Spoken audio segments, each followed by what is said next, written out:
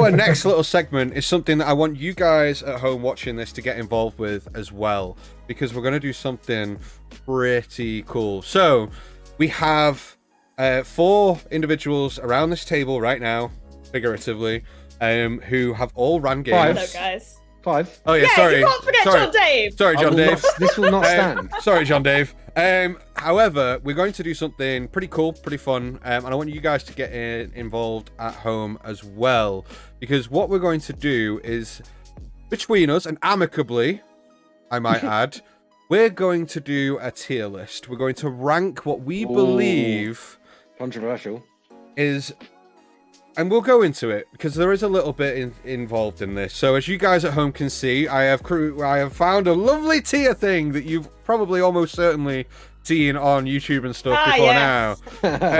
But what I want you guys to do is we're going to go through, and the idea behind this is we have all DM'd, right? We all have ran games. We've all been new players, and as we all know, when coming into the world of D&D, one question gets asked more than any is, what is the best class to play for a brand new player? This is somebody that wants to get into the world of D&D, somebody that hasn't played before, that we think mechanically and all that kind of things, where we're going to rank these on this tier. Now, I want you guys to get involved at home as well. So, first up on here is the Artificer. Now, S on here is this is the pinnacle. This is the best class. Whatever classes we put in S, they are the best ones to recommend to new players. A is they are good. They aren't the best, but they are really good classes to give to new players. B, you're talking middle of the road. C, less than favorable. And then D is you would just definitely not recommend these to new players at all for whatever reasons, right? Do we all understand the rules? Yeah. Yes, sir. Okay, Right, so yeah. first up is the Artificer. So, guys and girls and people at home, I want you to comment in the chat now where you would place the Artificer for a brand new player. Now, No reading chat. No. So, I'm not looking. you guys at home, don't read chat. I will tell you if they agree or don't agree at home. Okay. So, I Not believe. hear that monitor. Minimize it. So here's what I'm going to do. So I'm going to watch together. I'm going to place them where I think they are and where I believe I would put them, and then we can open it up. So the Artificer for me, I would say is a solid D. I'm also thinking D. It's a D. Yeah. They are an amazing class. Now, just so that you guys at home don't get all like offended. Disclaimer. Every class in D&D Beyond, not D&D Beyond, but every class within D&D has its merits. They are all brilliant classes. I've enjoyed playing a multitude of all of these classes, but that's not what this is about. It is specifically from the perspective of a new player. Yeah, is this a class that you would pick up and go, this is definitely suited for a newbie, or definitely not? And I personally don't think that an Artificer is suited for a new player. They are brilliant and they have a lot of versatility, but they're just so complicated to try and get your head around and requires a lot of work in the background to actually get the full benefits of them. Yeah, I think go on. No, you go. I think, they're extremely difficult to recommend to a new player because they're sort of a mix of various different things. And, unless the player is coming to you and it's like, no, I want to be medieval Tony Stark, then you probably won't. And to be fair, they're also quite a difficult, what I find them personally to be quite a difficult class to sort of elaborate on beyond just a medieval Tony Stark. It's I find it quite difficult to write an interesting character and not drop into stereotypes when talking about artificers. And I think for new players that especially when they look at the class, they might find that restrictive as well. And unless that's specifically what they're gunning for, it seems like a kind of quite a niche-y, like it's not a class that is as applicable in other ways to different sort of character archetypes. Yeah, I agree. Hannah? I think if you went to a new player for D&D and you were like, okay, so you've got spells, you've got stuff you can do mechanically, but you also have these infusions that you do every day, they'd be like, huh? Yeah. You want me to do what? Yeah. Yeah. But as someone who has not, who is currently playing an Artificer and hasn't necessarily rolled into that stereotype, what do you think, Evan? Well, as someone who is currently playing an Artificer, and also I think I am the newest player amongst all of us. I've been playing for like Yeah. 7 years, so. Yeah, because I literally like started my first real D&D campaign with Dan and Chris. I think an Artificer is. I mean, I love the class. It's my absolute favorite class because I love the versatility of the class. But that's sort of how I am as a person. I dig deep into every class, and I have done even before I even started playing. It's a great one for min-maxers and Yeah. like, Yeah, stuff like that. but it's. I would I even. would I also would. say that it's a solid D tier because it's Yeah. so complicated and like you said, there's a lot of even when you're not currently playing, you are constantly thinking about the class. Like before we start our Spelljammer sessions, I always go back to my character sheet and I always check on Yeah. right. And I would even. remind myself of what I've done and what I have. I would even argue with the Artificer, it's a hard class to play for a seasoned Yeah. player as well. Yeah. it is. It is Because complicated, but so we're all happy with It's D. a mix of all of it. Yeah. Yeah. D. We're happy with Yeah, D. D. Let's kind of confer with chat and see what we've got. C's and D's. Yeah, we've got Lots a of lot of Cs. C's. Artificer, D tier, easy, half caster, whose main utility lies in your ability to memorize the list of available magic items. Yeah. F, Yeah. Even an F tier, it would stand out. Another C from Gaming Pixie. Dirty Roller says C from him. Love them, but he does have a strong bias there.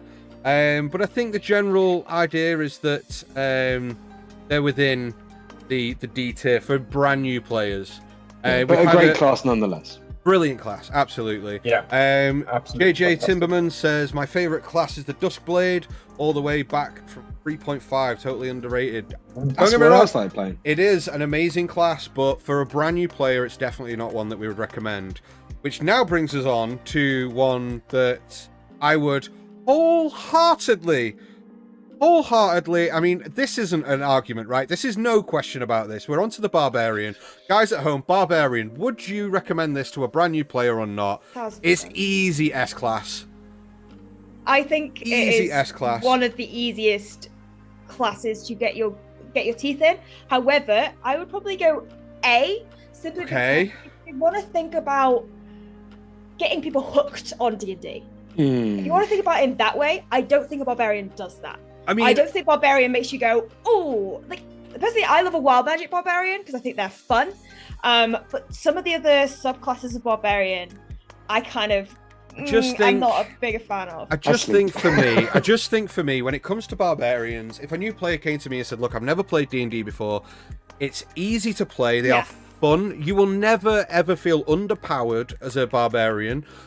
Alright, so the main thing and the main trope with Barbarians is they get the rage, right? They can get to rage up to a certain amount of times per day, plus depending on the primal path that they take, they get different abilities. However, as long as a Barbarian has a weapon in their hands, no matter, they can have 50 fights in a day. Sometimes not. Do you know what I mean? Yeah. And again, sometimes not. For a new player, you aren't subjecting them to having a resource-defining player, like a spell slot or an ability. Yeah. Yeah, So for limited me- rages is one thing. I would agree S tier with one caveat. Go on. And I would say it's definitely an S tier, particularly if you're doing an introductory game for your new players. Yeah. Particularly if you're running a one shot or like a 3-shot or something like that to sort of onboard people with the mechanics and stuff like that. It's easily one of the most accessible classes beyond a champion fighter. Yeah. Like you feel the impact of the abilities. It's nice sort of taking less damage than anyone else. It sort of gives you that idea of class distinctions because you're like, because I'm a barbarian, all these things aren't hurting me as much. I wonder what it would be like if I was this or whatever. But the one caveat is if you're bringing a brand new player into what you intend to be a long-term game, I would probably steer them towards either like a Battle Master fighter or something like that. Okay. A barbarian over long periods, and apart from some sort of subclasses that do gain sort of interesting stuff at later sort of level 10, level 11 and beyond, it's a bit of a slog to get there. Mm-hmm. Okay. And you're not really getting a lot of variety. Okay. In the combat. So we're saying S tier, but maybe there are other classes that would be a beat above that. Now, when we put other classes in, we can do them in order. The caveat is only dependent on what game you're entering. I think it's much more common that a new player is going to be playing some kind of onboarding game that is only going to last. I would argue the same thing that Hannah did. I would argue that it's an A tier, and my reasoning for it is because for me it's very much about role play more than classes. What can you find? So we're saying that it's dropping down from S to A because there are more accessible classes out there. Now it still could be an S tier, but towards the end of the lower end of S, there could be other classes before that. But you're saying either top of A tier or bottom of S. If we're talking an onboarding game that you're only going to be running for like 3 to 5 weeks, Barbarian S tier, probably top of S tier. Okay, because it's hard to do a Barbarian injustice over. I know you're trying to move us along. The role play thing. I reckon leave a Barbarian in S tier because we're talking about new players. Okay, well let's have a look what everyone else has said in chat. So we currently have A or S, easy S tier, fun to play, easy mechanics, S tier for new players, easy. We have a newcomer, Albino1. Hello. Hi. We are rating them based on how good they are to recommend to new players of D&D. So not our favourite classes, just based on them being new players. Yeah, so if a newbie wanted to come into the world of D&D, how easy would this class be for not only a new player to pick up, but how easy would it be for us to kind of recommend that class? So let's leave him in S for now, and let's move on to a very interesting one. And this is going to be, I think, controversial as we move into the Bard. So, guys and girls at home and people at home, where do you think that you would rank the Bard on the recommendation to a new player? Would you recommend it to a new player likely or less than likely on that scale? I'm going to start us off. Go on. And I'm going to put it in C. C. I'm going to put it hard C class. Now, here's my reasoning, right? It isn't quite a B, and here's my reasons behind it, right? Bard is really good at a lot of things, right? And because their main stat is charisma, it leans heavily on the fact that it's a charisma-based character. Now, I would put it higher, but for a new player, the reason I put it C is because of that reason, you kind of are pushing an expectation on a player to say, look, you're really good at all these things. You know, you'll get expertise in a lot of proficiencies. You'll get half proficiencies on a lot of your skills. However, I think there's then that caveat and that expectation that not only are you handing them, quite frankly, one of the largest spell lists within D&D.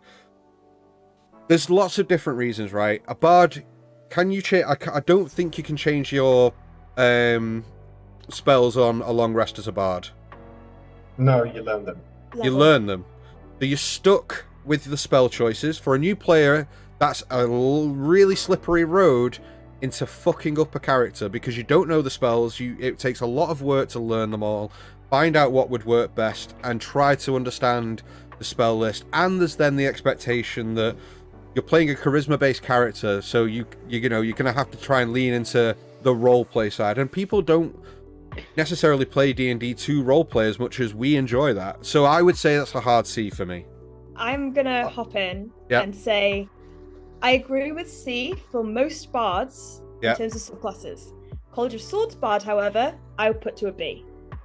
I would argue that there are certain subclasses within these, and for those of eagle-eyed viewers at home, you will notice that I have split a couple of these classes up for a specific reason, because one subclass within two of these classes stick out heads and shoulders above the rest. Now, College of Swords Bard is great, but again, the abilities you get as a College Swords Bard, they are massive, right? I think, for me, personally, it's a C, but you think C overall for a bard. I think overall, yes. Personally, from a new player perspective, yeah, I guess so. But I just think bards have the versatility that if you are into roleplay, I would recommend a bard. And I would probably, so long as the DM was coaching you on those spells that you're picking, and if you have like a very hands-on like DM who's like talking you through everything, I think that puts you in a safer position to choose bard. But yeah, overall C. Okay, C from you, Evan. I would say probably C or maybe B. Like Hannah said, it's a lot about the sort of roleplay aspect of it all, and the confidence that you walk in with as a new player. I mean, I was terrified the first time. Yeah. Like in sort of interactions, and because a bard more often than not is the head of the party. Yeah, it's the voice of the group, right? The one that's trying to persuade, deceive, that sort of thing, right? Exactly. Okay, so C or B for you. Yeah, I would most likely say C. We can say towards the top end of C. If there's other C classes, we can move them around as we go through. Chris, what about you?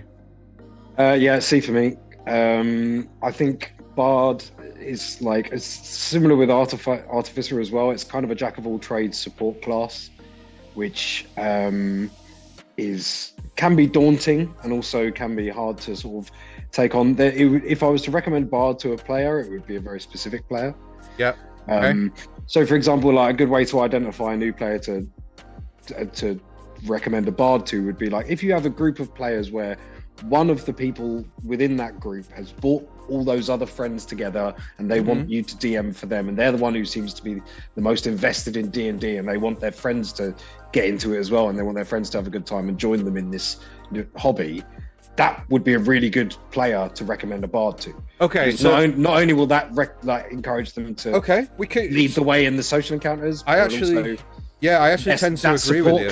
That support class will also mean that they're making sure their friends are having as much fun as possible, and that everyone's getting invested in this. I also think there's a lot to that as well. I think in every group you should recommend one of them be a bard, but overall I would say C. Yeah. C. Okay. I would also like to just quickly add that I've seen and I've heard stories of how a bard is so developing for a new player. Yeah, this is something I was about to say actually. The silent person in the group can absolutely burst out into the most spectacular bards because you never see it coming. And sometimes it just takes that, it just takes that little bit of a push. Yeah, it's sort of like a deep end thing, isn't it? Like if you drop a new player in the deep end with a bard, you might just be wonderfully surprised. And I think there was a comment in the chat a minute ago about it's amazing. It's an amazing class to get an extrovert to discover the crunchier aspects of the game whilst doing what they want to, which is talk. So I would say I still say it's the top end of C, but we could push that to the bottom end of B depending on where other classes fall. Where everything else falls. Yeah, so we've got A or B from Gaming Pixie. We've got C tier maybe from Spottable Mammal. We've got, I would only start off a bard if they already are comfortable with role playing. Other than that, it's a D from the start of the bard. We've also got Albine, who says B, conditional having a player who's interested in spellcasting and role playing with NPCs. If not, they have to buy in. Then it's a C. So I think a lot of people at home. Dirty Roller says B overall might be a bit higher for an extroverted individual. I think we're quite happy with where that is. I think everyone kind of agrees. Yeah, I think depending on where B and what else ends up in C, then we might push it up to B. But I think high C for now. Yeah. Okay, and here's the next one. So we're on to Blood Hunter now. It's the critical role class that Matt Mercer created.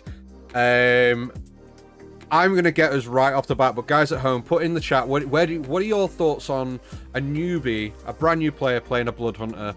Here's my thought. I'm going to put them below a bard in C. Yeah? Below a bard in C. I think on the surface, you hear about what a Blood Hunter is, and you go, holy shit, yeah, that's everything I want. It's kind of like a crimson, blood-cursed warrior who's out for... this, but then you actually look into the detail of the actual intrinsic design of that class, there is so much you have to actually remember, think about. Your Blood Maledict, your Crimson Rite, there's so much that goes into it that I think for a new player, it's not quite as daunting as an Artificer would be, but it's just a lot, man. And I also don't think and here's controversy. I also don't think that the Blood Hunter has the best subclasses. I don't think so. The Lycan Blood Hunter one, the Crimson Rite of the Lycan is cool, but would you be a Crimson Rite Blood Hunter if you can be a Path of the Moon Druid?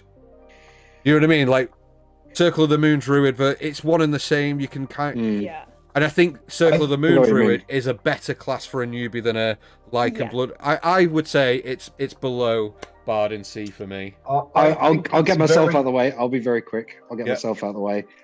Barely even looked into a Blood Hunter. The class doesn't inspire me too much, to be honest. But I can see it's got some application. It's probably not one of the hardest ones to learn, so I'd go C as well, low C. I think Blood Hunter is a little bit of a, I don't know what it's called, but basically a pit trap. Like, on the outside, it looks like everything that D&D is, right? Yeah. You know, it's the monster fighting monsters. Yeah, it's I agree. Very much a D&D thing, but when you actually look into, it's like a Blood Witcher. Yeah. But when you look into it, like you said, Dan, there's just so much, and there's also so many ways to fall into the sort of, you know, how do you make this character interesting? Yeah. I think it takes a lot of creativity as a player to write an interesting, to bring a Blood Hunter to life. Like Dan has done a fantastic job by doing that with Jove. Like, but he's an experienced player. For an experienced player, Blood Hunters are great. Don't get me wrong. I would say, Blood Hunters are, but for a new player. So I'm gonna say low C. I have only played a Blood Hunter once, and it was in a randomized character sheet one shot, and I hit random, and I got a level 12 Dragonborn it was like the mutagen Blood Hunter, and I was sat there going, what the hell is going on? And I've been playing for years, and I was like, I don't know what the heck is going on here. Like, I think like lower levels, obviously, like throwing me in at level 12 for a Blood Hunter for the first, I was like, I don't know what I'm doing. Lower levels Blood Hunter, it might be okay. So I wouldn't go D, but I think low C. Happy with low C. I think we're happy. Let's have a look what we've got in chat. So we've got C or D from Gaming Pixie. Dirty Rollers, haven't had one in one of my games and haven't played one, but they seem like a lot to track. Dirty Rollers would give it a D. Give it a D. Albine says, I think it's a C. Lots of new folk from Critical Role fandom. Matt designed it from experienced players, in my opinion, but I think someone with a passion. I mean, he designed it for Tal, so exactly. So I think we're good with that. Okay, let's move on.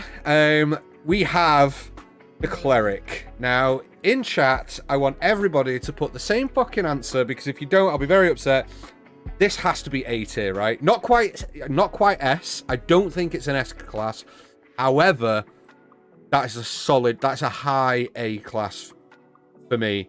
As a new player, if you look at D&D, like for me, when I first got into D&D, I was a bit on the fence about, like, I don't know really what's good, what isn't good. I chose a Ranger, as we explained before, but then I got into a Cleric. Now, I was very, like, green behind the gills in terms of the world of D&D, and it's honestly the best fun I've ever had.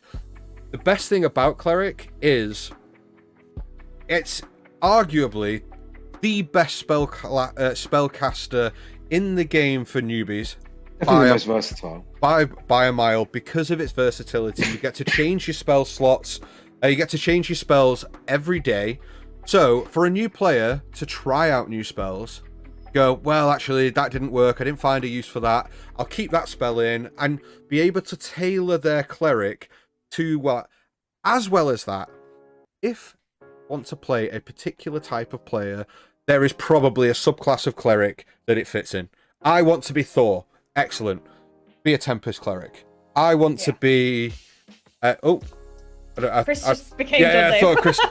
But I would also say that there's a lot of versatility with them. and because their two highest stats, in my opinion, should be wisdom and con, you can get hit a lot, and a lot of clerics get the ability to have heavy armor.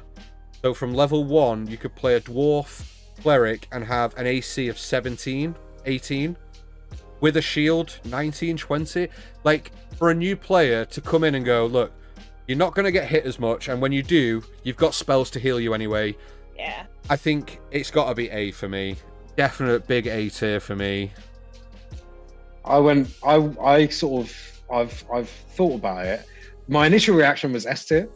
Okay. Just because, like, for a new player, you kind of can't go wrong with a cleric, almost, because of that spell versatility. Because you've got like the heals and stuff like that. Like you've got good survivability. You can fight from afar. You can be armored and go in there, like you were saying. It's very versatile, both in its abilities and sort of its position within a combat or something like that. Yeah. But then I think they fill all roles very easily, don't they? Yeah. Like, the only thing dragging it down to, I would say, an A is like, I know there's different sort of orders and stuff like that, but generally speaking, being a cleric, much like being a paladin, you're kind of locked into this like religion side to your character, which might not be something you want to play. And that's really where it comes down to, if we're talking about recommending. Yeah, I would agree. If a player is fine with that and they want that to be part of their character, then that's great. But if that's not really an aspect that they want to role play, they want to sort of use, then it's very difficult to recommend, because it's so intrinsic to the class to have this type. Yeah. And it doesn't need to be, like pious, holy, good person. Like, there's that you connection can play in different ways, but there's that connection, and that kind. It almost sometimes feels like baggage, kind of. It's like, hang on a minute.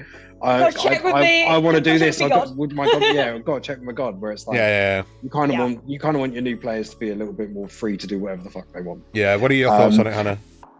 Sorry, was the more and just the last thought on that is that, as much as Wizards of the Coast have tried to sort of show everyone that no, they're not just healers. That's not all they are.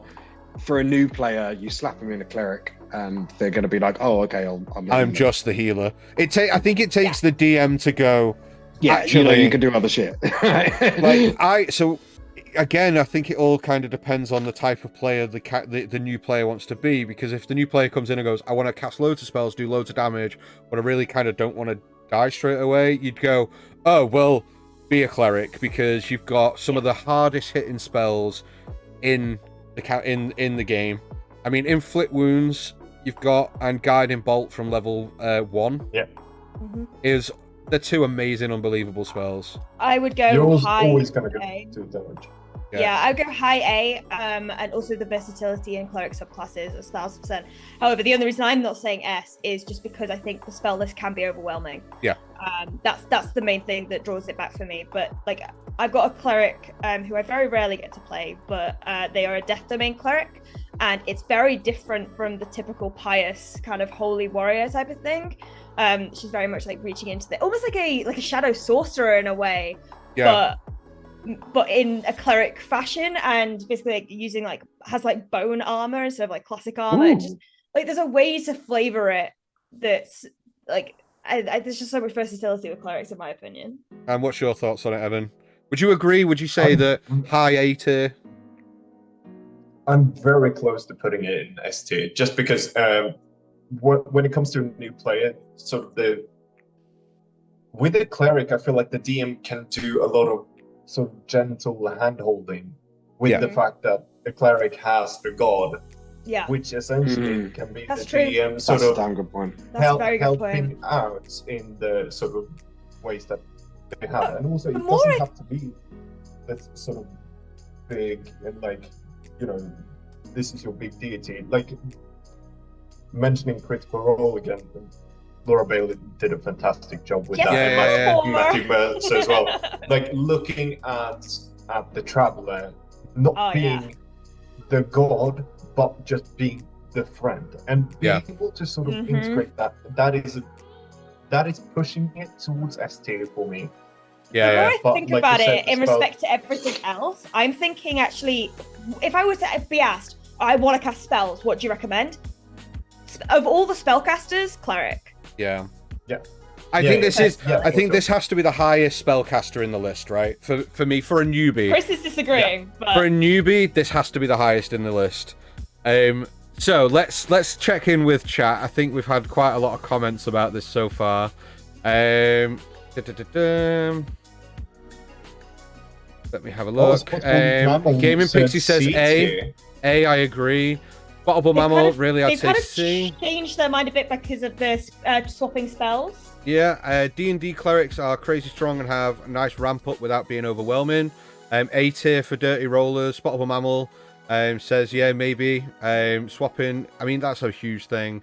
JJ Timberman, every cleric I've played gets every cleric I've played with gets such a big head, ends up ruining the campaign. I'd say F. Albine I think says, that's all the players you're playing with. Albine says A to S because clerics can be a cornerstone of a party, which I think can bring a lot of confidence to a new player, and they can be refitted essentially at will. Survivability is huge, plus to have a more deadly yeah, absolutely. And it's also one of those things that if you're not happy with the subclass, you can change it. Like I was just about to say, they have the most sort of,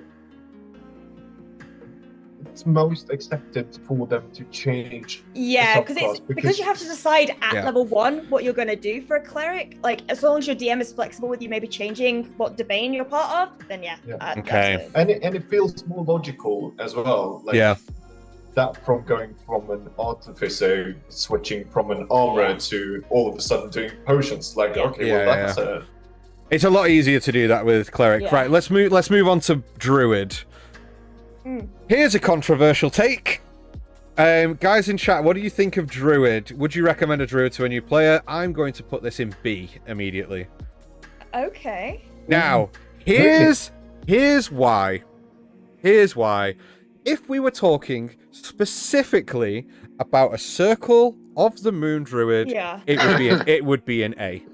No question asked. I'd go, Circle of the Moon Druid. Do you want to be this nature-loving spellcaster that can transform into a bear or a wolf or other animals? Yeah, absolutely. Bang. You'd put it in A without even questioning it. You would. Yeah. However, as a class overall, absolutely B tier for me. I think it doesn't have as good a survivability as a cleric does. The spell list isn't fantastic for a new player. There's a lot of spells that are area of effect. A lot of spell lists within a druid spell within the druid spell list is more battlefield management, which for a new player is overwhelming.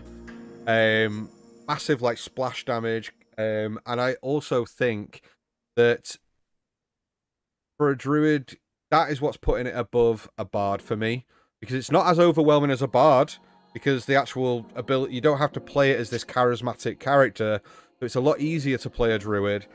I just don't think it's A tier for me, because if we were to split this into two groups, right, I'd go the rest of druids B, Circle of the Moon Druid A. Because I think personally, go. But as a whole, because you can't, there's only two classes. There's only two classes that are split. But jump in, Evan, jump in. I'm gonna put it B. I'm gonna say if Circle of the Moon Druid, I'm putting in D. I'm putting in D tier. Okay. Because of the simple reason that out of everything that has verse, if we're talking complicated shit to deal with constantly, Circle of the Moon Druid has everything. It has, not only do you need to learn every freaking beast there is, you also have a massive spell list that you need to learn to do with, and there's so much expectation on you as a player, because in situations where you can't get in something, who are you looking for to sneak in, have a look, or do something? You're looking for the druid to transform into a spider, or transform into a wolf or a mammoth.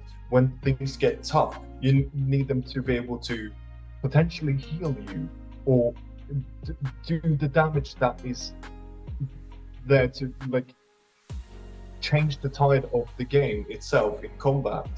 There's so much that you need to do and need to keep track of. Yeah. The rest of So you're saying less I than would a probably B. say- You're going less than a B for the class overall. For the class overall, I'd say C. Circle of the Moon, I'd say D. Yeah. Okay. So, I would- Chris? I would also go C. Okay. And it does also surprise me that you said, because while Circle of the Moon is like fucking clearly the like such a great like subclass and stuff like that. It's an amazing subclass. Any DM who has ever run with a Druid player and the player goes, "Oh, I want to turn into this," and then they don't have the stats for that thing prepared, and you just sit there and you go, "Okay, look up the stats for a rat." And like, oh, next session, I want to turn into a spider. Okay, so what's the spider's AC? I don't know.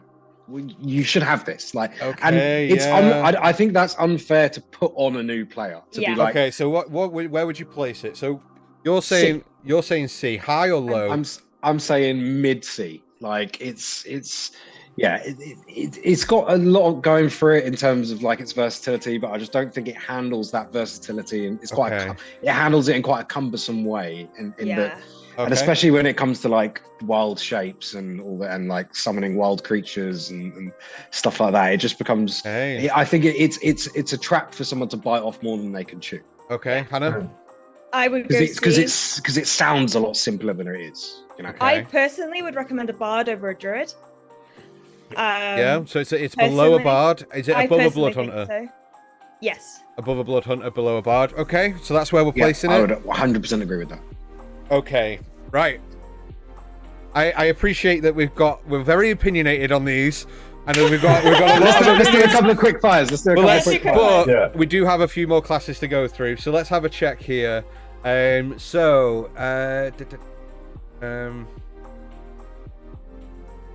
Okay, Gamer Pixie, no problem. Thanks for stopping in. Spottable Mammal. I was going to say B as well. Why my wife chose a druid for her very first character, and she had an awesome time with it. Let me have a look here. Dirty Rollers, you're asking Rollers. for us to. You're really putting a lot of risk on that first couple of words. Have you watched us before? Hardy. So, Dirty Rollers. Have you ever watched one of our streams before? You can't be putting that kind of stuff in chat. I will say that I think he's actually got a massive point here. Oh yeah, everything. For a new player as a druid and a non-moon druid brings it up from an F. Spells are all tough and includes a huge amount of concentration spells, which is a massive thing as well. Because it's another thing. Gotta know and keep an entire portfolio of beast forms handy. Exactly what Chris said. So we've put it. He would say D. Albine has said it would depend on the player. Some new players will get kind of weird with a druid. I think it's a C simply because new players are untested and druid has a lot of spells that are kind of must take. Which they might miss. Such a good point. Yeah, which is a massive one. So unless they do research or have a DM to guide them through character creation. Also, some of them get tunnel vision with talking to animals and plants to solve every issue. Massive point. Huge point. So we're happy with C there. I mean, I'm happy with that. Yeah. Okay. Yeah. Now we get on to Fighter. S. I think this has to be the cream. This has to be the cream of the crop, right? What do you guys think at home? But Fighter for me, for any new player, if anybody came up to me and says, "I want to get into D&D, what character should I play?" Immediately, what do you want to do? If you say, "I want to cast loads of spells," Cleric. If they go, "I just want to fucking swing swords and learn to play the game," is the big thing. Yeah. I want to learn to play. A 5-year-old can play a champion fighter. Yeah, put them in a fighter, because the biggest thing, all right, they get action surge and they get second wind. Beyond that, they can have 150 fucking fights in a day. As long as they have a sword in the weapon, they are good to go. Mm-hmm. Yep. Easy top of S. We don't even need to discuss this, really, right? Yeah. Yeah, and I think as well, it's got a great. Some of the subclasses, particularly the Battle Master, has got a great progression as well, especially if you're playing from level 1. Yeah. and then you hit level 3. It's just the right amount of time to but it's still all very much within like, okay, you're responding. You're either doing or responding to attacks. So when someone attacks or it's your turn to attack, then you've got stuff that you can do. Yep. And you don't really have to worry about sort of AoEs and whether you're hitting people. No. You don't have to worry about saving throws and all this other crap. I Like, think it's but a you've really still got- good way of learning reactions as well as and everything like that. Easy. I think it's very scalable as well. Yeah. Because of its many subclasses. Literally, even if you like for any player, essentially, like even if you're an experienced player, you can do so much with it. Yeah.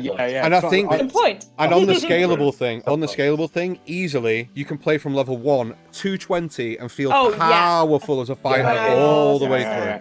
There's no lull or dip in power. Like, and with fighters, a big thing with fighters that put them above everyone else is that they get more ASI and fucking feat opportunities than any other class. So they can, you can build the most powerful fighter by ASIing them all the way up to 20 in whatever stats.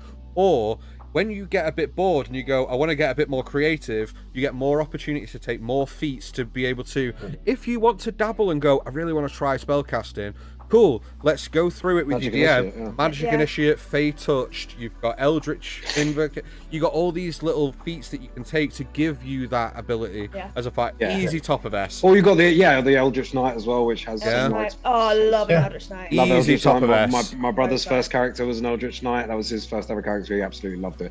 And one thing I think is very important to highlight about the fighter, that shit is fun. Fighters are just a fun class. Honestly, seeing Chris play Rory, oh my god, I love me him want so to much. play a fighter. Fighters are dope. Right, Dirty Rollers, S, no comment necessary, easy. I've let Spottable Mammal says, I have a player start as a fighter until they get better sense of mechanics and then change their class at level 5. Again, they have so much ability to multi-class. If you want to go to like a Paladin or a monk from there or something. Albine says, S for a new player can be S plus for experienced players ready to bring in nuance to the role. Easy. 100%. Yeah. And then Spottable Mammal then, again, I've heard a take recently that I think is fascinating. Fighter as a class should all have the Battlemaster maneuvers as part of the base class. Battlemaster should be the base fighter ability. Arguably, I would say you are absolutely right. I would say you should, but you should only get a certain amount of superiority die for the entirety of it. It should just be 1 or 2, easy. I feel like the battle. What's the feat called? The battle initiate. Or Battlemaster Initiate or something like that. It's a fighting technique is the Battlemaster exactly. Initiate, JJ Timmerman said there's a reason that the starter set comes with 2 fighters, if you know what I mean. Exactly. Easy S plus. Right, let's move on to Paladin. Now Paladin? Oh god. Sorry, Monk. We'll go to Monk next. Apologies. So, guys and girls at home, people at home, please tell us where you would rank the Monk on how easy it would be for you to recommend to a new player. Okay. Has the music stopped? The music stopped. Yeah. There we go. You all got a glimpse into the music. So Hannah, jump in before that. Monk. No. Here's where I'm going to put it. So this is what we do. This is what we do every time. I'm not going to change it because you're here. Go. Here's where I would put. Monk. Here is where I would put a monk. I would typically. My heart says I want to put it in A, but I'm not. I'm going to put it at the top of B. Now, the reason I say the top of B, it would be an A. Apart from, there is only 1 or 2 monk subclasses that really kind of bring that class up. And key points is, it's not a difficult mechanic to get your head around. And paired with the fact that the key points come back on a short rest means that as a monk, you can be like, okay, cool, I can expend all my shit on every combat we have at low levels because we're not going to have lots of combat. However, I think, for me, it's not an A class. I'm torn. If I was to play a a Way of Mercy monk or a Way of Peace monk, it would be A. Purely and simply because of how fucking good those subclasses are. But something that kind of tears me out is I personally wouldn't recommend this as a martial class above a fighter, a barbarian, a paladin.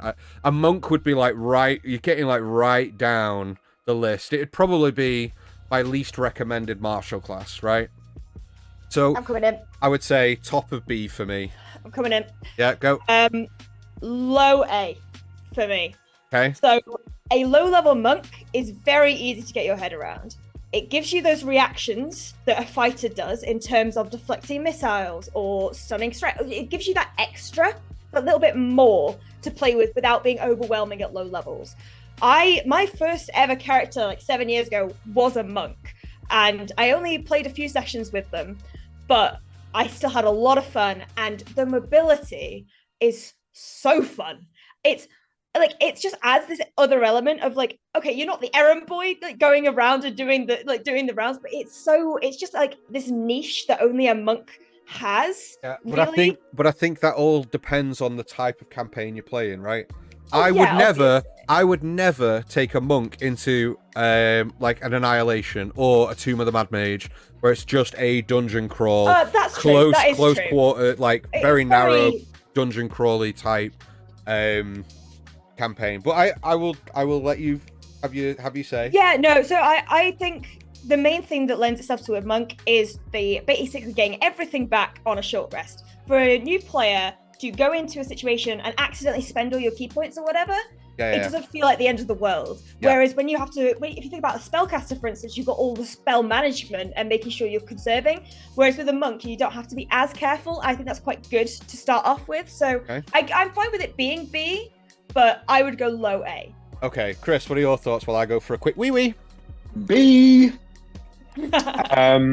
B, yeah. I've found monk to be quite a hard sell, actually. Okay.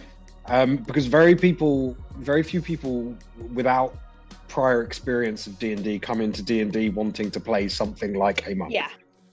You know, so it can be quite a hard sell. Amazing. If we're talking class, S. This is an S tier. This is an S tier class. I don't think anyone is. Unless it's Way of the Four Elements, in which case F. That is an awful order. Do not do that. Yeah. Hard F on the 4 elements there. Yeah. Sorry, go on, Chris. But in terms, I think it's a hard sell because not a lot of people come into D&D wanting that kind of character archetype. But also, I mean, it's you know, it's got some cool utility and it's a fun thing to play. I don't know. There's something that it just wouldn't be my go-to. I know the player would have a lot of fun with it. Oh yeah, but I don't. Again, I get what you mean. Like new players very rarely, unless they've watched Crit Roll and have seen Beauregard popping, they're very rarely going to go, I want to play a monk. Or they come in and they go, I want to be Goku, and you go, yeah, exactly. Okay, you can be that. Yeah. Or if you sell someone D&D literally by being like, you could be Goku. Yeah. Oh, okay, cool. Evan, what are your thoughts on a monk? I would also say, like playing a monk, you feel awesome, right? Mm-hmm. Like it's an easy class to make a new player feel amazing. Amazing. It has some subclasses that sort of, you know, advances a lot more from sort of the fighter and the barbarians that we've been talking about, and therefore I would put it in B. It's a bit more complicated that way, but like you said, Hannah, the fact that, you know, take a short rest and you're good to go. It's very forgiving. Yeah. In that way. Yeah, I agree. It's a little bit complicated at times. Like if it's your absolute first class, I would say B tier. So we're happy with B. Everyone's agreeing. B. Let's have a look at the comments on monk. We're going pretty much B. We've got Spotful Mammal saying A for Empty Hand and B for the others. Yeah. I'm not the Dirty Rollers said, I'm not getting addicted to any more music from you guys. Dude, I'll send you this playlist. It's dope. Albine made a really good point that it's the upside of mobility only really matters if you're party are like Yeah. really worried about that. If you're Yeah. playing like a theater of the mind game, then that That's kind true. of that advantage is diminished quite a bit. Yeah. Yeah. Dirty rollers, B, especially if the group remembers key regens on a short rest. Absolutely. Mhm. Cool. Happy with that then. Paladin next. So here's where I'm gonna be right back because Chris is gonna talk forever about this. here's where I am torn, right? I think, and guys, please get in the comments as to what you think as well. Also, if any of you guys are there that are lurking, we're Stop stalling. we're 8 followers. We're 8 followers away from 200. Holy shit! Dan, We I know can you're do about that. to break my heart. Stop stalling. We can do that. We can do that. So, here's where I would put it. I would put it in A and above Cleric. Okay. I personally think it's not S tier because of what we said about the Cleric being tied to a deity and being this like honorable knight like class. However, I still think there are a lot of benefits to playing a half caster. I would argue that for a new player, a Paladin is a really good half caster to start with. However, Absolutely. now that is only, and there is a caveat to that, if you're playing a campaign from levels 1 to, let's say, 8. Because I think beyond 8, you no longer have the need for spell slots. They become smite slots, right? That's the main thing that paladins are good for, is the dealing lots of damage very quickly and doing, especially on a nat 20, because you can call a smite after you've hit, which makes this, if you want to put a half caster in front of a new player, absolutely it's such an accessible class to play from level 1, because the transition up the levels is so slight. It kind of gives you a little bit more and a little bit more and a little. Yeah, and you gain a few more points of lay on hands. Yeah, exactly. So it's a gradual thing that I think for a new player, if I was to recommend it, would be a great martial class to kind of have that. If somebody says, "Oh, I want to hit somebody with like swords and stuff," but I also still want to do spells, Paladin also. But it is not an S tier class for me, because there's that learning curve with a Paladin, is remembering smites, divine smites, all that. So that's where I would put it, high A class. Anna? I feel like I can't properly weigh in, because I have never played a Paladin except for Yen, who I was so drunk for I forgot I was part Paladin. So I didn't. Wait, Yen was a Paladin? Yen was a Paladin. So like Paladins had never appealed to me, simply because of the lawful good stereotype of I'm a holy knight. Well, you don't have to be. I know, Yeah, I I know, think and I You think could be an oath breaker. I know you can be, Yeah. but I think when you're a new player and you're presented with the idea of a paladin, you're kind of thinking, okay, I've got to be this lawful good guy, like for the people. And that had never interested me. Like I was like, when I first joined, like they suggested a paladin to me, like this is years ago, and I was like, that's not really my style. So it definitely depends on the person. But I agree, like, I probably put it A. I would recommend a cleric over a paladin, but I get the kind of, you get the best of both worlds. Yeah, I think that's why it's just above a cleric, is because you do get the best of both worlds. Again, you can prepare your spells the same as a cleric every day. You do get that versatility with spells, although a limited spell list. I would still say, that having that that's where I would put it. Evan, what do you think? We're gonna have to start rattling through these last few, by the way. A or B. A or B? You drop it to B. There's a reason you've said that. Why would you drop it to a B? I would say because paladins for me, even though they have this gradual learning curve, that comes with sort of a, like Hannah said, the expectations of what a paladin is, and I think it can be hard not to fall into those traps.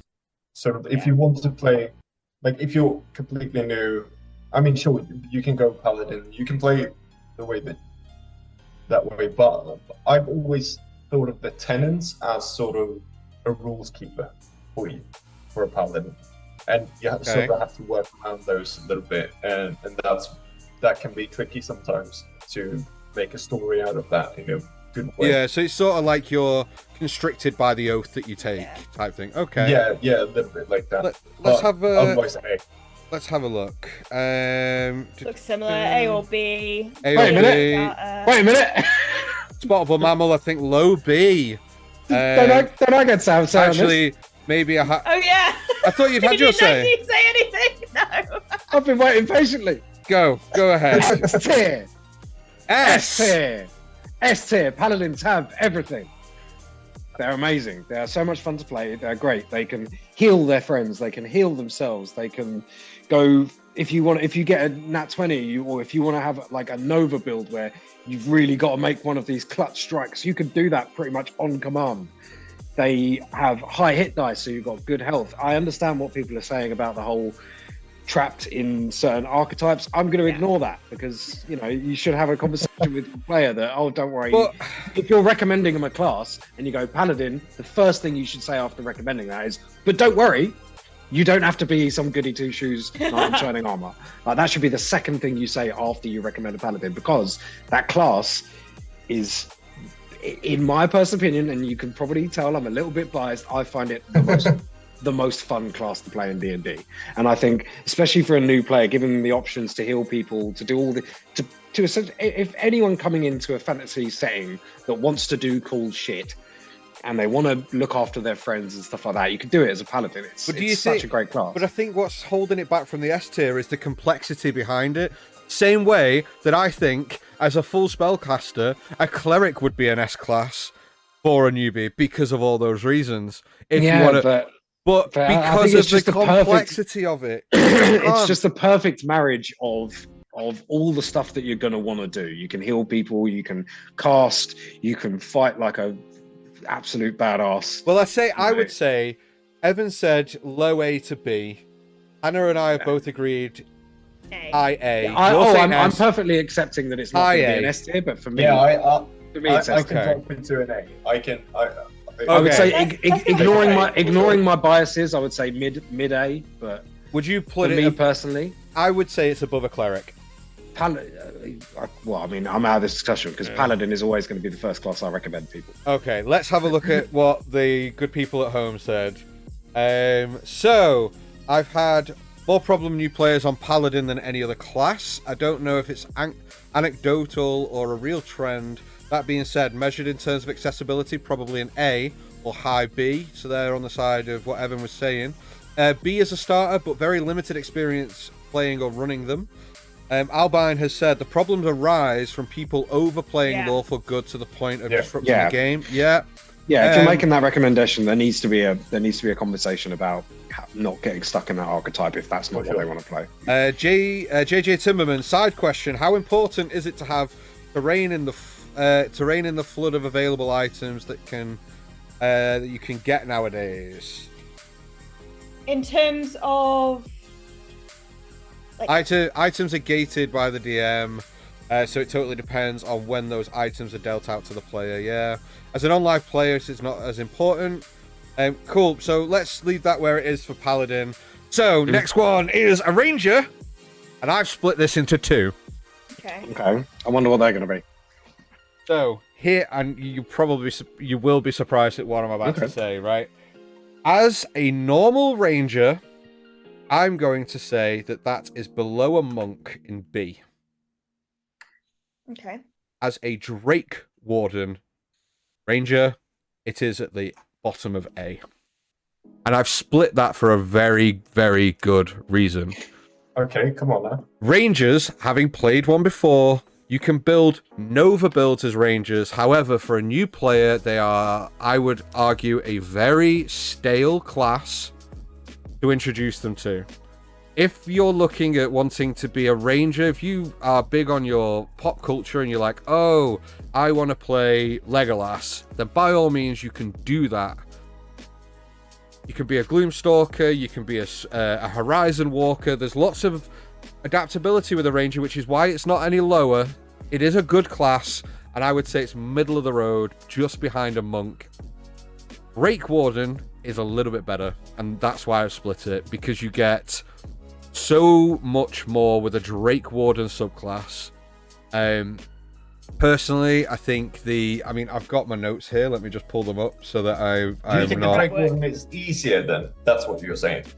I just think that for a new player, what you get as a Drake Warden is just unbelievable, man. From level 1, you get to summon a Drake, which has amazing stats, and it's a summon. So if it dies, the next day you can bring it back. Whereas normal like Beastmasters have pet fucking familiars, right? That if they die, they die. Drake Wardens are just a class. You go for. Yeah. They're just a class among themselves, like above. It's the subclass that kind of makes me want to play a ranger again.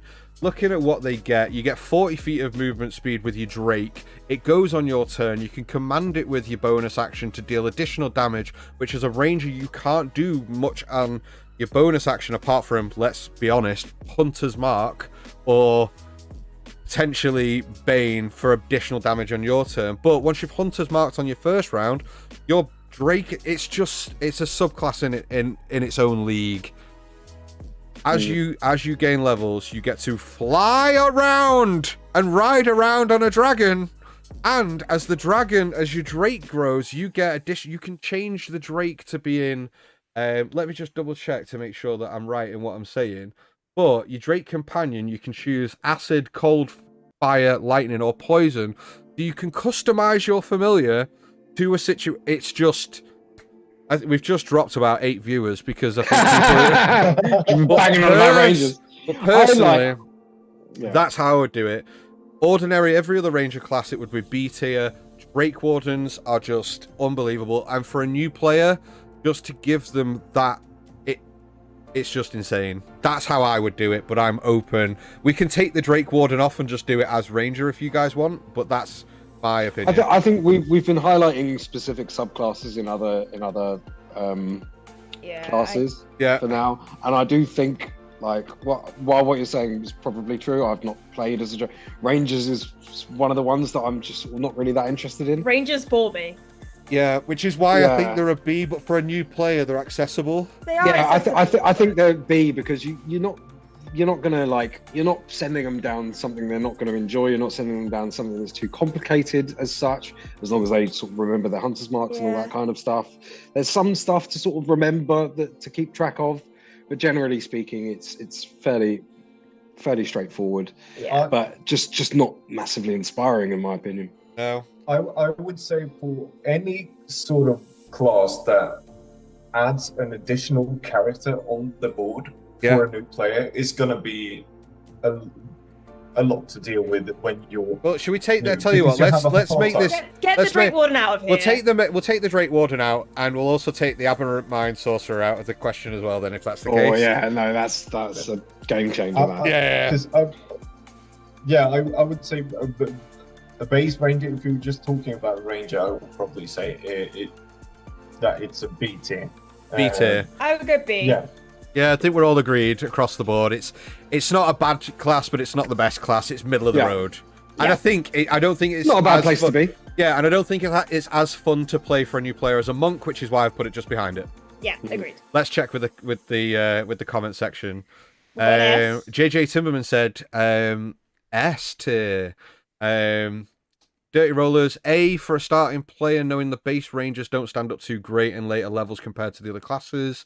Yeah, Albine, I think they are great for folk who are very into the bow archetype and love Legolas and Robin Hood. If someone's whole reason for playing to be a ranger is that, then it's an A, otherwise it's B to high C. However, ranged fighters can outperform them, and fighters have their action surge, which, Yeah, so, I mean, you might as well just play a fighter. Yeah, Albine has been spitting. Albine's spitting. Your facts. I might That's even. the person who knows what they're talking about. I might even gift them a subscription. Okay. Oh, they've already subscribed. They've already got it. Thank you, Albine.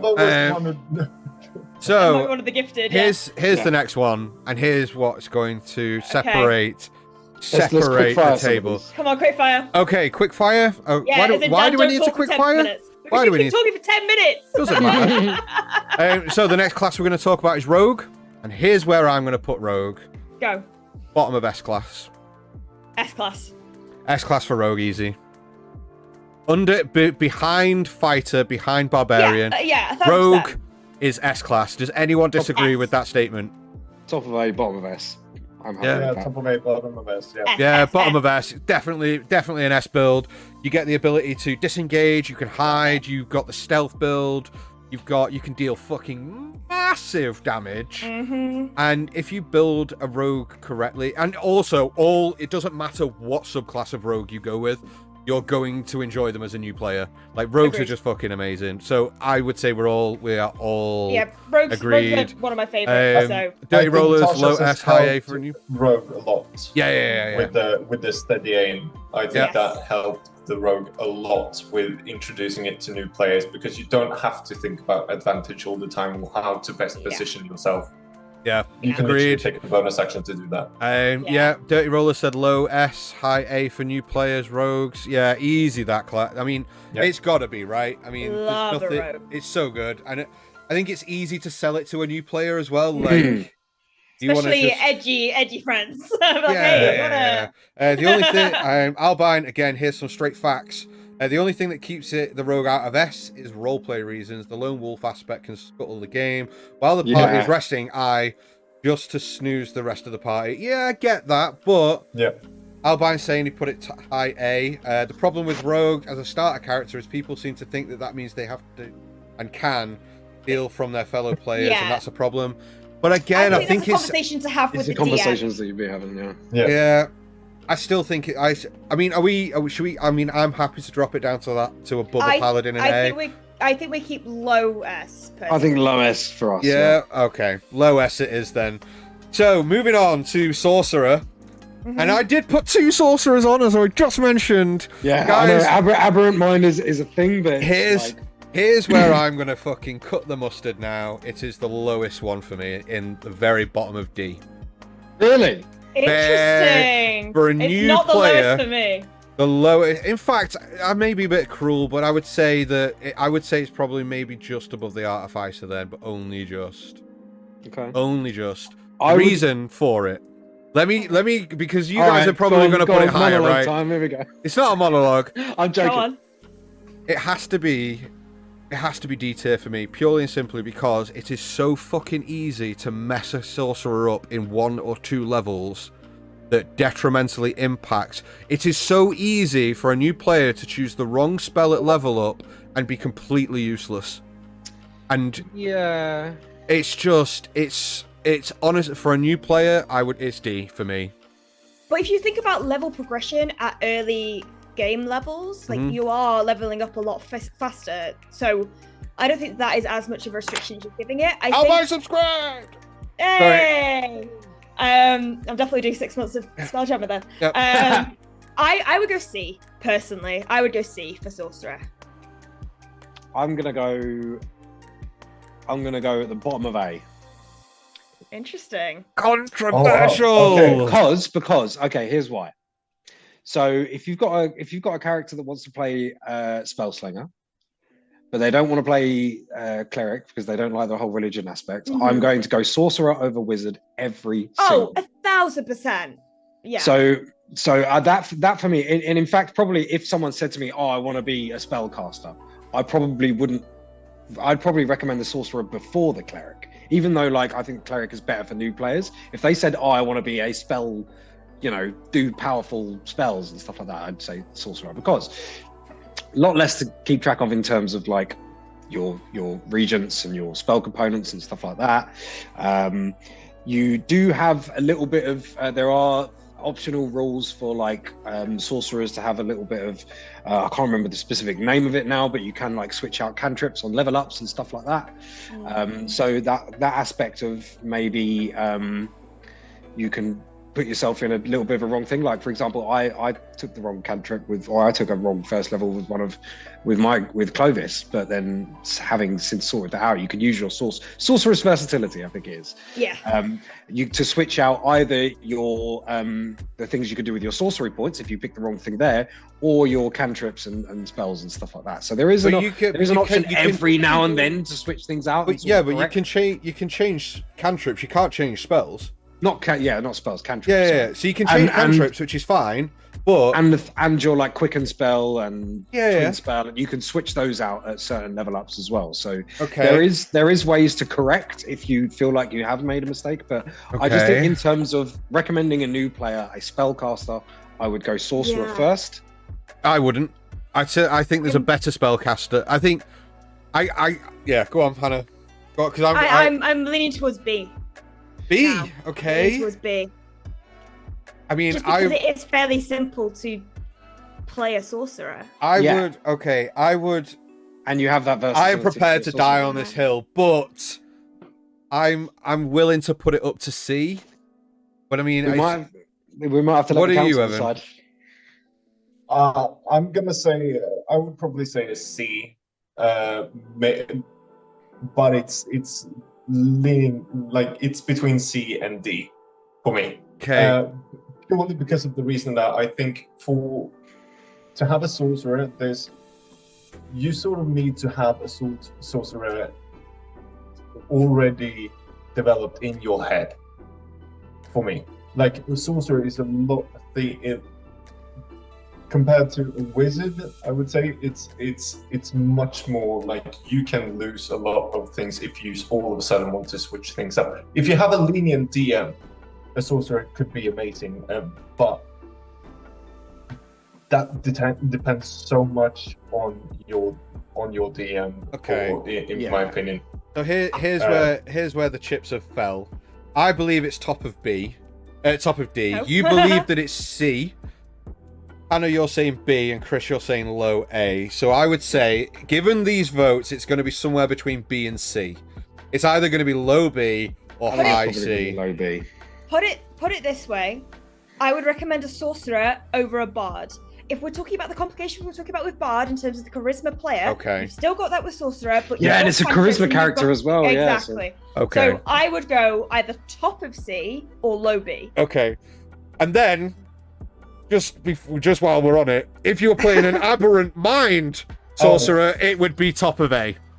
Yeah, but that's not I would say I would not recommend a new player. No. Aberrant Mind Sorcerer is one of my favourite classes. They're just so fun. Right, okay, that was quick. So we're going low B.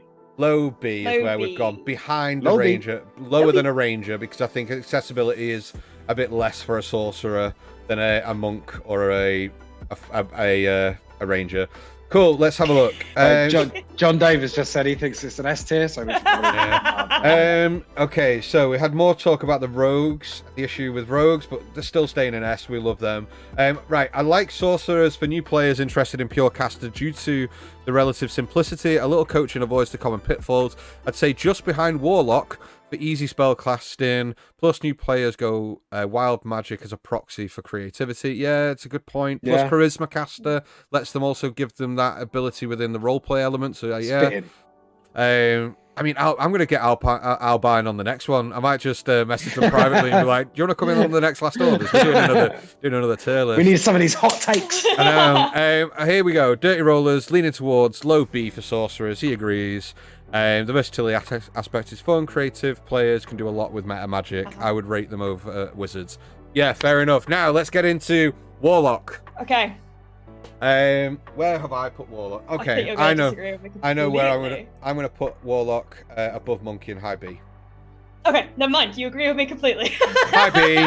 I don't think they're as good for them for new players to get into because it's easier to roleplay a good deity giving you direction than a fucking making a deal with a bad one. Because if you're there's just that conflict, and also you're putting yourself at odds with the source of your power. Yeah, I would say, and as well, and the party. It also depends on the subclass of Warlock. I think in general the high B, purely and simply because they are really, I think they're easier to pick up than sorcerers in terms of casting. You are limited though, and you are just an eldritch blast cannon. What I will say is Great thing to be. Lower level warlocks, I think, are extremely fun because of Eldritch Blast. But having played a level up to level 12 as a warlock, it does get quite boring because you end up with 3 5th level spell slots, and you're like, okay, cool, I've got to use my spell slot for Featherfall or whatever it might be, just something like that. And it's like at higher levels it can be frustrating to play a warlock, but then again, I fucking love warlocks. I find them extremely fun to roleplay. I think the patron aspect of things, you can choose from a whole host of things. It could be your best friend giving you powers to a pact that you've made with an archfey like I did. So I personally would go high B. High B. Chris? Yeah, I would also probably go high to mid B. I don't have a huge amount of experience with warlocks, but I think particularly for new players and at lower levels, it's a very accessible caster. You do have options to be one that sort of gets in there a little bit as well. They've got the same benefit as monk with the versatility and short rests as well. Yeah, and I also think above a lot of other classes, I think warlocks promote players to be creative with their backstories. Yes. More than most other classes, like you can be creative with anything. You don't have to make a barbarian who was in a tribe that got decimated and stuff like that, or a fighter who used to be a gladiator in the fighting pits. With a warlock, you can draw from. It could be something that happened to you. It could be something you did yourself. It could have made you a certain way. Mm-hmm. It lends a lot to the role play and the creative side of things. Yeah, I agree. I agree. Evan? I'm gonna have to say S or A. Okay. S or A for a war? Okay. Interesting. This. What I'm thinking.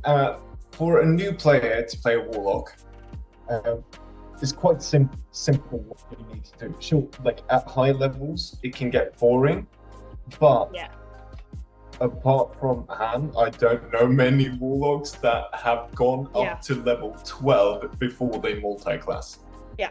That's anything. That's usually sort of the way to go. I've never seen a level 20 warlock or heard of a level 20 warlock anywhere. But what I think makes it an A or potentially an S is that it introduces the play, because most players, when they think of D&D, I think they think about the sort of medieval fantasy battling the evil enemy sort of archetype of a game. And I think a warlock introduces a new player a lot to a very fascinating story. Your story will never be boring with a warlock.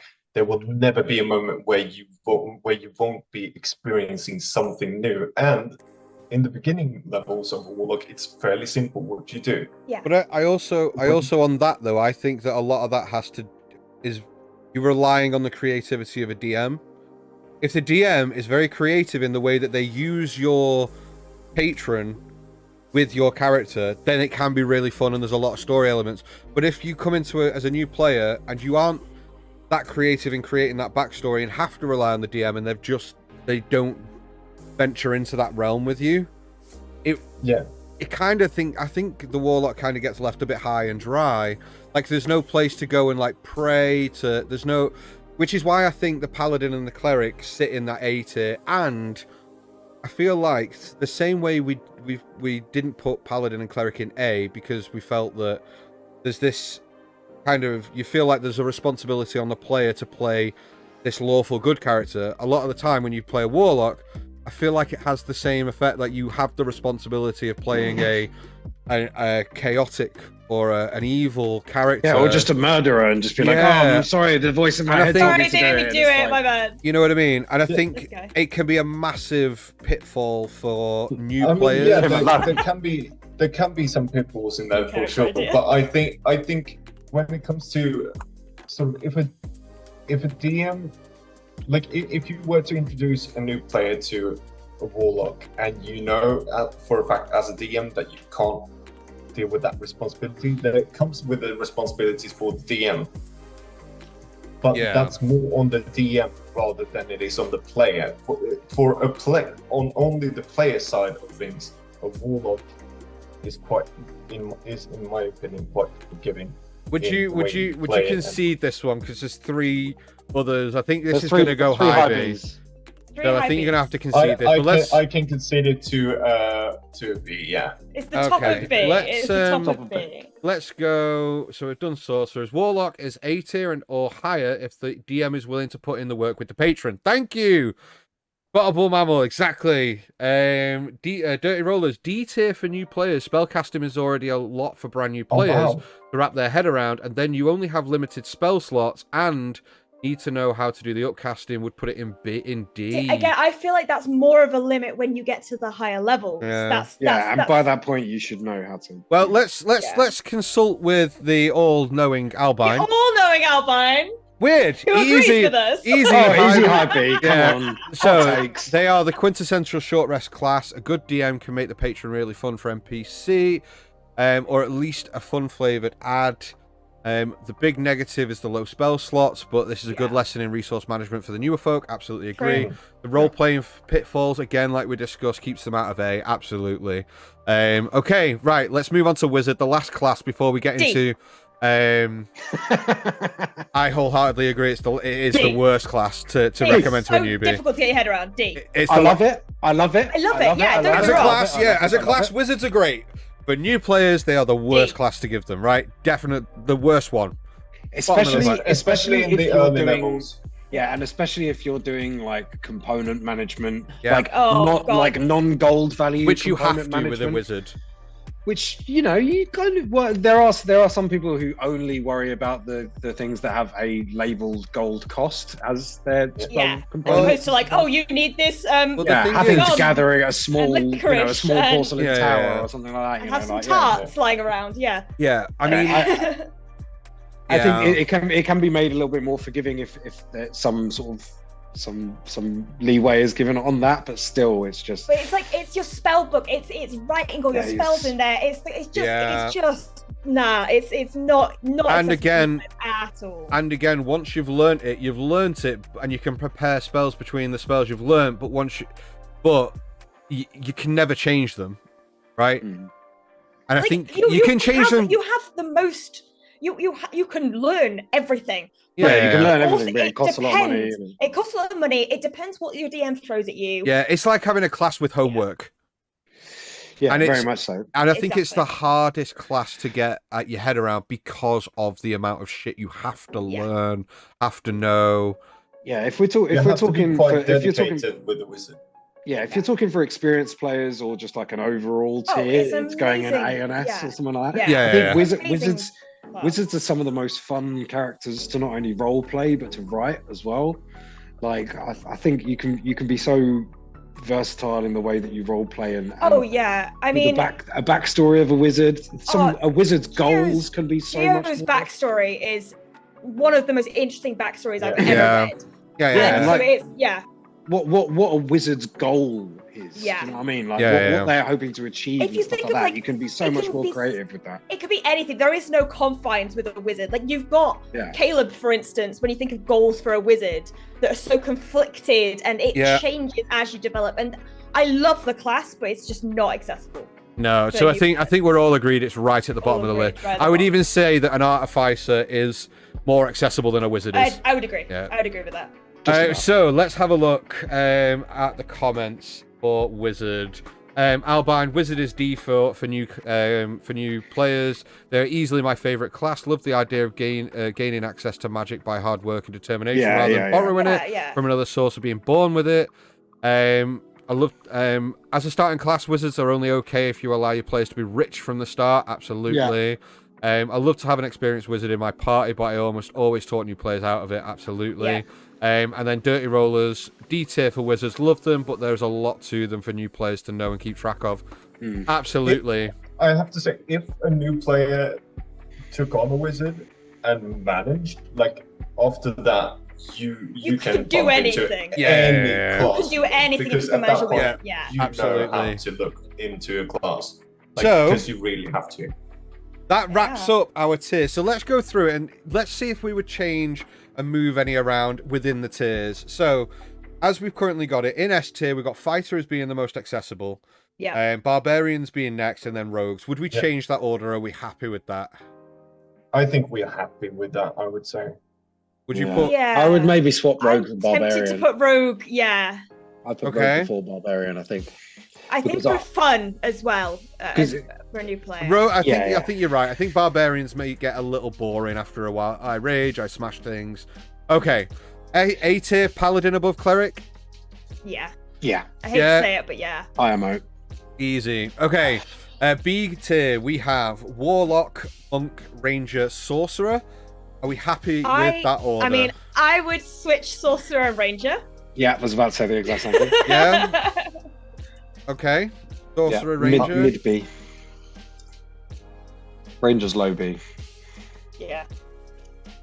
Yeah. Although B to be I- fair, there are only highs and mids. There aren't many low Bs. No. They're all highs and mids, even though they're in that order. Like, Yeah. I would probably also swap there just because of if you add an extra creature on top of anything, it's just going to get more Yeah. complicated. That's fair.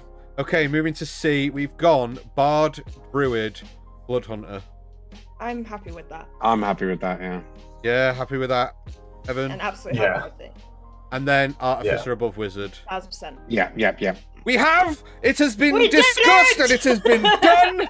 We have solved agreed? it! We have done it. Let it be known across the lands. I mean, what do you guys at home think? Do you think that we're there? I think as a collective, I think we're there in terms of where we would place things. That was really fun. I enjoyed That that. was really That was fun. fun. If you Good little guys discussion there. if you guys want to see more of this, good, because next time we do Last Orders, I'm going to do it because I really enjoyed it.